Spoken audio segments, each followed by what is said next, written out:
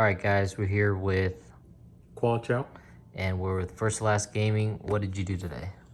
I somehow got second place at the Little Rock Regional. How many rounds? 8 rounds. And what were your matchups? So, see here, I played against, in order, ABC, Voiceless, Synchro Adventure, a Fire King Snake, a Tenpai, which is the one I lost to, Fire King Snake, Lab, and a Paleo Tearlament deck. Okay. And I've lost 80% of my die rolls. Any shout-outs before we start? Yeah, absolutely. First of all, shout outs to the team, First or Last Gaming. Shout outs to Anthony Vang for all the testing. He's my travel buddy, my best friend. Lorenzo getting his first regional invite. Yes. For the season. We take him. Also, shout out to Monty and Nathan. They also topped with me and Anthony as well. And then shout out to the favorite local guys. Shout out to the Kansas fam. And then also big shout out to the house group chat because we always win. All right. Back-to-back tops. Last, 2 weeks ago you got 8th place. This time you got 2nd. And then I also went undefeated at a case tournament in Springfield, Missouri. Any changes that you made to the list from then and now that you can think of off the top of your head? I think the Valor count is the only thing that changed. It went from like 3 to 2. So it was like 2 at Fort Worth, then went to 3 for the case tournament, and then it went back to 2. Okay. All right, let's get into this profile. Okay, so we're playing obviously what I think is still the best deck is the Cash Snake Eyes. So obviously the solved portion of the deck is 3 Ash, 2 Poplar, 1 Oak, 2 Flamberge. This is solved, nothing to explain here.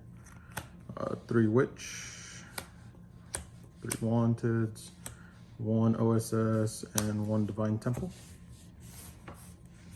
And I still don't like that Snake Eyes Diabell one. I tried it out and it's just not okay.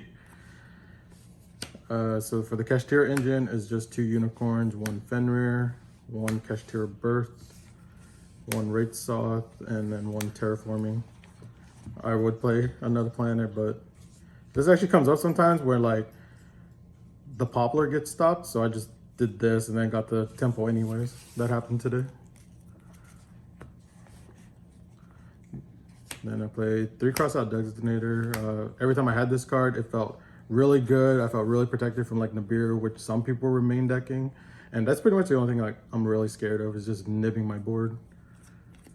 Then we played another Extender, 1 for 1. I still only played 2 Bonfire. I still never got a third. But I mean, I didn't see it anyways, I guess. And I still saw Snake Ash. Hey man, if you had 3, you would have saw it. I probably would have gone first for all I know. And then for our hand trap, the good old part of the deck that everyone hates and likes all at the same time. We got 3 Imperms. I still chose to play Nibiru. I thought it was still pretty good. It ruins like the average player. Like good players can obviously they always play around it, but the average player always gets caught by this and then they fumble that combo afterwards. 3 Ash Blossoms. I chose to play 2 Ogre, obviously because like Tenpai's in the format. I expect to see Voiceless, so it hits all their continuous spells. Sometimes it's good in the mirror match. You can hit Birth, Temple, Appaloosa that's not made by Masquerena. You can hit Flamberge. Yeah, Flamberge when they try to bring back IP, and that's usually when they get kind of stuck right there. And then I played, for this one I opted to play 2 Mourner. Because of Tenpai, you can use this in the battle phase.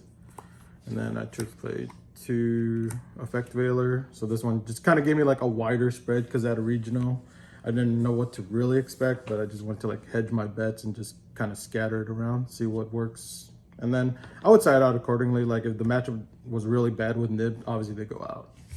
How many main deck cards? 43.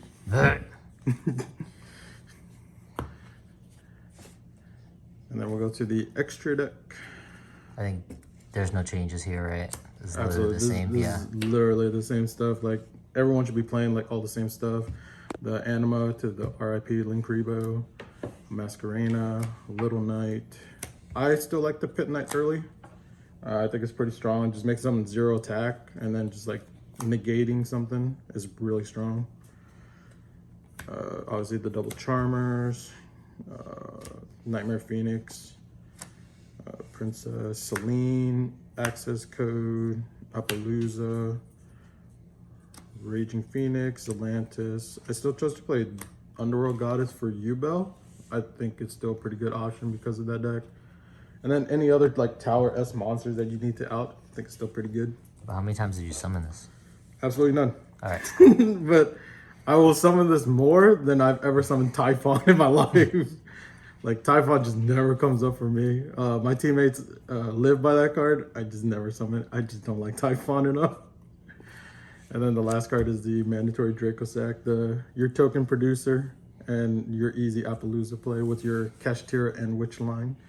If you need to know what that line is, go check out Lucas Sacco's channel. He's got the combo on that channel, so go check it out. And it's still the same combos I do to this day, and I don't know why I still keep winning somehow. And then for the side deck, this hasn't changed in like 3 weeks at like 3 events, I think. So I played 2 Bell. I side this in for Snake, Voiceless, and Labyrinth. And lucky enough, I played against a Labyrinth deck today, so it came in handy. 2 Bystios, just 1 Druid Swarm, 1 Magnemite. I played 2 Talents. Anthony loves this card, so do I. And he convinced me to side deck it, and I haven't removed it ever since I sided it.